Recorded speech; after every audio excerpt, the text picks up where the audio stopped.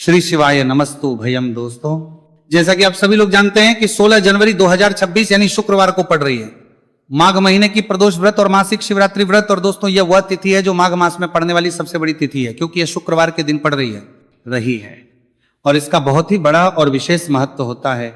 पूज्य गुरु जी ने कहा है कि अगर कभी भी मौका लग जाए और माघ महीने की प्रदोष व्रत और मासिक शिवरात्रि व्रत शुक्रवार को पड़ जाए तो आप लोगों 11 चावल के दाने का उपाय तो अवश्य ही करना चाहिए। इन दोनों का संयोग बहुत ही कम आता है। इसी के साथ में गुरुजी ने अपने शिव पुराण कथा में बताया है कि इस दिन आपको 11 चावल दाने का उपाय तो आपको अवश्य ही करना चाहिए, क्योंकि ऐसा दिन पूरे साल में सिर्फ एक ही बार आता है। और दोस्तों, आप सभी लोग जानते हो कि शुक्रवार प्रदोष व्रत का अगर सबसे बड़ा कोई उपाय है तो वह 11 चावल के दाने वाला उपाय है। तो दोस्तों, इस शुक्रवार प्रदोष व्रत के दिन आप लोगों को इस 11 चावल दाने वाले उपाय को जरूर करना है। बहुत सारे लोग होंगे जिन लोगों ने इस उपाय को ना किया हो, मतलब पूरा साल निकल गया, उन्होंने किसी भी दिन इस 11 चावल के दाने वाले उपाय को ना किया हो। पर दोस्तों, आपके पास एक आखिरी मौका बचा हुआ है जो कि 16 जनवरी शुक्रवार प्रदोष व्रत के दिन है। तो इस दिन आप लोगों को इस वाले उपाय को जरूर कर लेना है। भले ही आप पूरे महीने भर इस उपाय को ना किया हो, पर अगर आपने इस माघ महीने की प्रदोष व्रत के दिन अगर इस वाले उपाय को कर लिया तो आपको इस उपाय को करने का वह फल मिलेगा जिसकी आपने कभी कल्पना भी नहीं करी होगी। इसीलिए आप लोग इस वाले उपाय को एक बार जरूर कर लेना है, ताकि आप लोगों के हाथ से यह मौका ना जा सके और आपको इस उपाय को करने का फल मिल सके। दोस्तों, यह उपाय पंडित जी ने अपनी अभी की ही श्री शिव महापुराण की कथा में बताया है। जी, इस उपाय को आज हम आपको बहुत अच्छे से समझाने वाले हैं। इस वीडियो को देखने बाद इस उपाय को समझने के लिए आपको कोई और वीडियो को देखने की जरूरत नहीं पड़ेगी। तो चलिए दोस्तों, उपाय को शुरू करते हैं। देखिए, ये इस माघ महीने के शुक्रवार प्रदोष व्रत के दिन ये इतना खास होता है, इतना महत्वपूर्ण होता है, देखा गया है। कभी कभी बड़े बड़े पूजा पाठ अनुष्ठान से जो मनोकामना पूर्ण नहीं होते, वह माघ महीने के शुक्रवार प्रदोष व्रत के दिन एक छोटे से उपाय करने से ही आपकी मनोकामना पूर्ण हो जाती है। और बहुत सारे लोग इस उपाय को किया भी है और बहुत सारे लोग उनको इस उपाय को करने का फल भी जरूर मिला है। अगर आप लोग भी इस उपाय को करना चाहते हैं तो आप इस उपाय को पहले अच्छे से समझ लेना, सुन लेना, उसके बाद करना, आपको इस उपाय का फल जरूर मिलेगा। और इस उपाय को कर लेने से आपके घर में चाहे किसी भी प्रकार की दुख और समस्या क्यों ना चल रही हो, आपको उसका कारण भी नहीं पता है कि भाई ये समस्या किसका कारण से चल रही है, उसका भी कुछ कारण हो सकता है, जैसे पितृदोष हो सकता है या किसी भी तरह का मंगल दोष भी हो सकता है। तो इस दिन आप लोगों को ये वाला उपाय कर लेना है। ये एक ऐसा उपाय है जिस उपाय को अगर किसी विशेष दिन पर किया जाए तो भाई उस विशेष दिन का जो है वो तो हमें मिलता ही मिलता है, पर हमने उस दिन पर इस उपाय को किया है तो हमें उससे भी बड़ा फल मिलता है, और फल बहुत जल्दी मिलता है, क्योंकि आप इस उपाय को बहुत ही बड़े और विशेष पर कर रहे हो। तो चलिए अब उपाय के बारे में बात करते हैं, लेकिन उससे पहले आप लोगों को यह जानना आवश्यक है कि आखिर ये उपाय किस समय करना है, किसको करना है और कैसे करना है। तो चलिए हम आगे आपको वीडियो में एक एक करके बता देते हैं। लेकिन उससे पहले अगर आप लोग हमारे चैनल पर पहली बार आए हैं या फिर मेरी आवाज आज पहली बार सुन रहे हैं तो हमारे चैनल को सब्सक्राइब जरूर कर लेना, और इस वीडियो को करके कमेंट बॉक्स में श्री शिवाय नमस्तु भयम, ओम नमः शिवाय जरूर टाइप कर देना। तो दोस्तों, इस 11 चावल के दाने वाले उपाय को हमें इस शुक्रवार प्रदोष व्रत के दिन कैसे करना है, किसको करना है, किस समय करना है और कहां पर करना है, ये सारे सवालों के जवाब आपको इस वीडियो में मिल जाएंगे। और जो ये वीडियो देखेगा भाई, उसको 11 चावल के दाने वाला उपाय जरूर करना चाहिए, क्योंकि इस दिन एक चावल के दाने का बहुत ही बड़ा और विशेष महत्व होता है। और जब बात आ जाए 11 चावल के दाने की तो यह सोने पर सुहागा वाली बात हो जाती है, और यह एक बहुत ही बड़ा उपाय हो जाता है इस शुक्रवार प्रदोष व्रत का।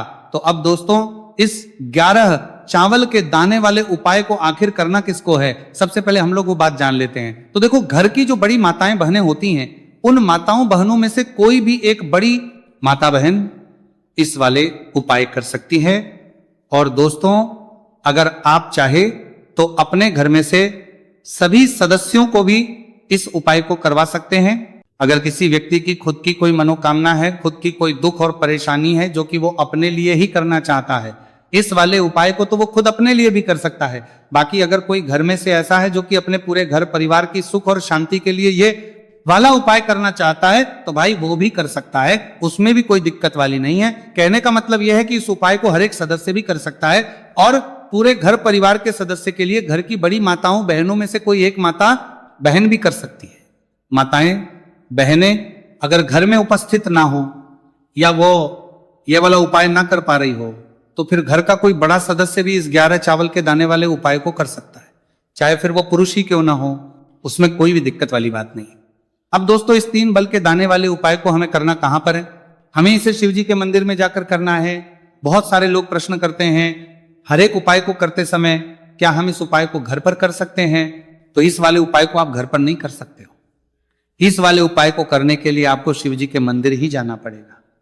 उसके बाद में दोस्तों जो अगला प्रश्न निकल कर आता है वो ये आता है, इस उपाय को लेकर के आखिर इस उपाय को हमें किस समय करना है? सुबह के समय करना है कि शाम के समय करना है? तो देखो इस वाले उपाय को आप लोग सुबह के समय भी कर सकते हो और शाम के समय प्रदोष काल में भी कर सकते हो। अब अगर आप पूछो कि भाई सब सबसे उत्तम समय कौन सा रहेगा इस 31 चावल के दाने वाले उपाय को करने का, तो हम आपसे बस यही कहेंगे कि इस उपाय को आप सुबह के समय करेंगे तो ज्यादा बेहतर होगा। बाकी अगर प्रदोष काल शाम के समय भी करेंगे तो भी अच्छा होगा, उसमें कोई भी दिक्कत वाली बात नहीं है।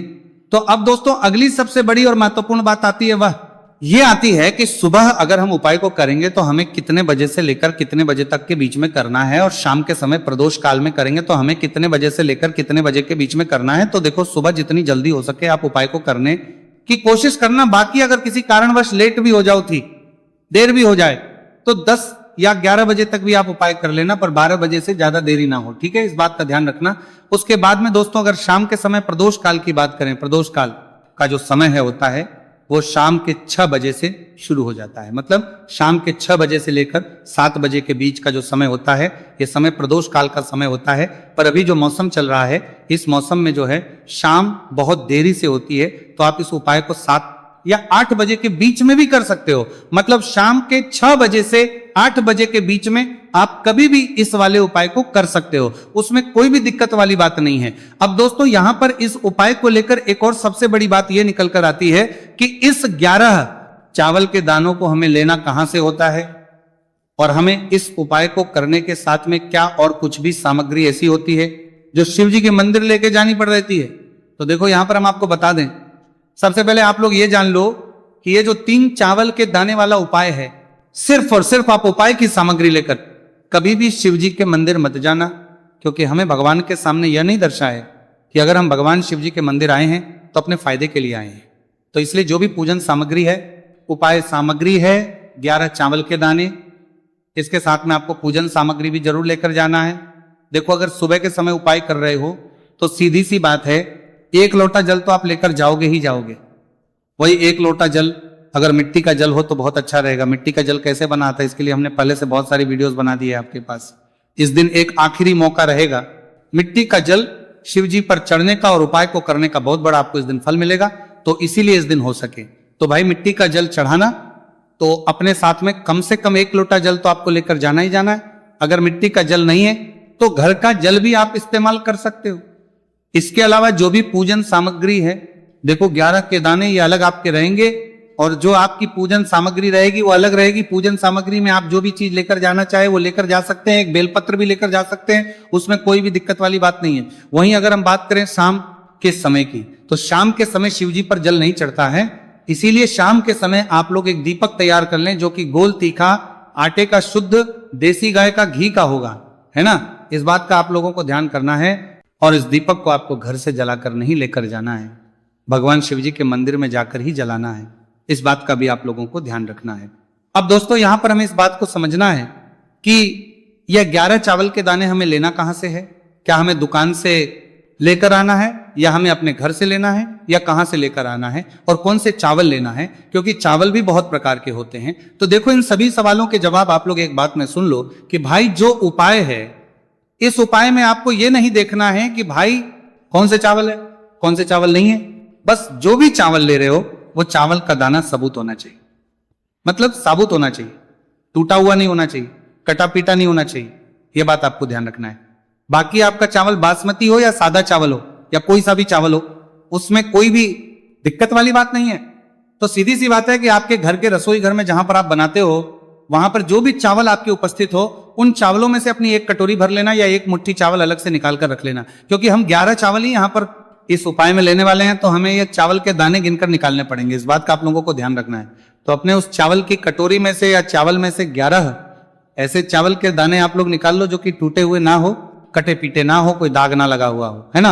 अच्छे साबुत चावल के दाने 31 दाने आप लोग निकाल कर रख लो और इन्हें किसी भी एक कागज की पड़िया में या किसी एक छोटी सी कटोरी में आप लोग रख लो, ताकि यह सुरक्षित रहे, आपके एक भी चावल का दाना इधर उधर ना हो और आपका उपाय भी पूरा अच्छे से हो जाए। तो भाई जैसे ही आपका उपाय की जो सामग्री है 11 चावल के दाने ये तैयार हो जाते हैं, उसके बाद में आपको जो भी अपनी पूजन सामग्री है सुबह समय कर रहे हो तो एक लोटा जल और एक बेलपत्र या पूजन सामग्री जो लेकर जाना चाहो उसकी भी तैयारी कर लेना।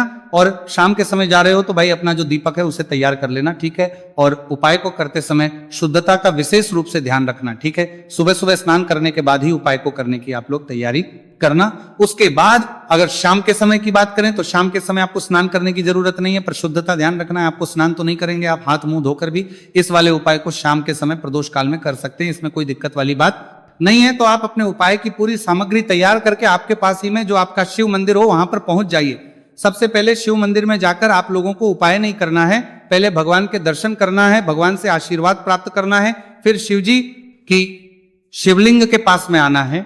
शिवलिंग के पास में आने के बाद जो पूजन सामग्री लेकर आए हुए हैं, जैसे कि सुबह गए हुए होंगे तो एक लोटा जल और जो भी पूजन सामग्री लेकर आए हैं आप उनसे भगवान शिव जी की पूजन कीजिए। सबसे पहले तो एक लोटा जल ही चढ़ेगा, फिर आपको एक बेलपत्र श्री शिवाय नमस्तु भयम का जाप करते हुए शिवलिंग पर चढ़ा देना है।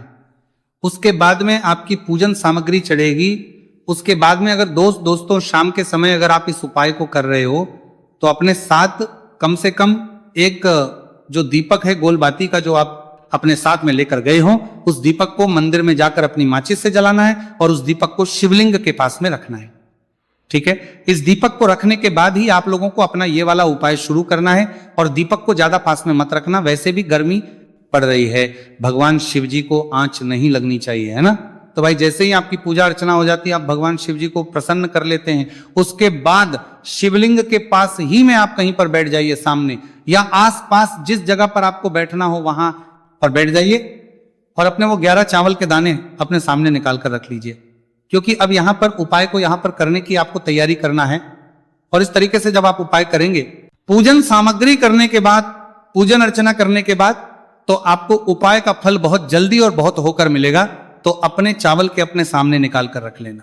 और ये जो उपाय है ये आपकी सीधे हाथ की हथेली से होगा, इसलिए इस बात का भी विशेष रूप से ध्यान रखना है। तो सीधे हाथ की हथेली का प्रयोग करके ही आप लोग अपना इस वाले उपाय को करना। अपने सामने जो भी आपके कागज की पुड़िया है उसको खोलकर रख लो, या कटोरी है तो भाई उसे अपने सामने रख लो और अपने वो 11 चावल के दाने निकाल लो, ठीक है। उसके बाद में दोस्तों अब आपको क्या करना है कि शिवलिंग आपके सामने होगी तो आपने वो 11 चावल के दाने एक एक करके जहां पर आपने बेलपत्र चढ़ाए आपको शिव जी के शिवलिंग के ऊपर चढ़ाना है। कहां पर चढ़ाना है? शिवलिंग के ऊपर चढ़ाना है और कहीं पर भी नहीं चढ़ाना है। आपको अपने हथेली से तो शिवलिंग के ऊपर चढ़ाना है, भले ही फिर वो अपने आप जलाधारी पर गिर जाए, मतलब वहीं पर गिर जाए, उसमें कोई दिक्कत वाली बात नहीं है, पर आप चढ़ाओ शिवलिंग के ऊपर। तो आपको क्या करना है, अपना पहला चावल का दाना उठाना है, श्री शिवाय नमस्तु भयम बोलना है और शिवलिंग पर चढ़ देना है।